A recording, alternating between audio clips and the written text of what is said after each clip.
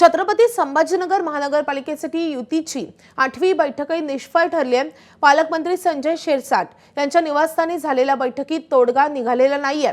मंत्री चंद्रशेखर बावनकुळे, मंत्री अतुल सावे, आमदार संजय केनेकर, मंत्री संजय शिरसाट यांच्यासह अन्य नेत्यांमध्ये रात्री 2 वाजेपर्यंत चर्चा झाल्याचं कळतंय। आज सकाळी पुन्हा युतीच्या नेत्यांची बैठक होणार आहे। त्यामुळे कालची बैठकही निष्फळ ठरली आहे। आता आजच्या बैठकीमध्ये काही तोडगा निघतोय का हे पाहणं महत्त्वाचं असेल। या संदर्भात अधिक अपडेट देण्यासाठी आपले प्रतिनिधी कृष्णा केंडे आपल्या सोबत आहेत। कृष्णा, छत्रपती संभाजीनगरमध्ये युतीचं घोडं नेमकं कुठे अडलंय? अधिकाधिकच्या जागा दोघांनाही हव्या आहेत आणि त्यामुळे हे युतीचं घोडं या ठिकाणी अडकलेलं पाहायला मिळत आहे। जागा आपल्याकडे खेचून घेण्यामध्ये रस्सीखेच आहे आणि त्यामुळे एकमत होत नाही आणि या रस्सीखेचामध्ये राज्यात त्यांचा पार्टनर असलेला राष्ट्रवादीने कालच स्वतंत्र लढण्याची देखील घोषणा केलेली आहे।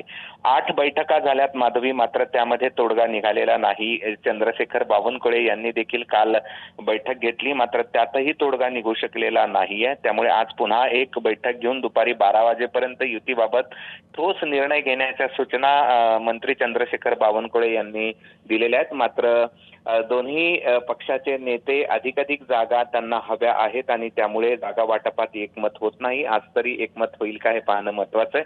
महायुती राष्ट्रवादी वेगळी लढतीये आणि आज जर याचा निर्णय झाला नाही तर शिवसेना आणि भाजपा हे देखील दोघं वेगळं लढण्याची शक्यता नाकारता येत नाही। माधवी, नक्कीच त्यामुळे आजची ही बैठक महत्त्वाची आहे। या बैठकीकडे लक्ष असेलच। कृष्णा, धन्यवाद या सगळ्या सविस्तर माहितीसाठी।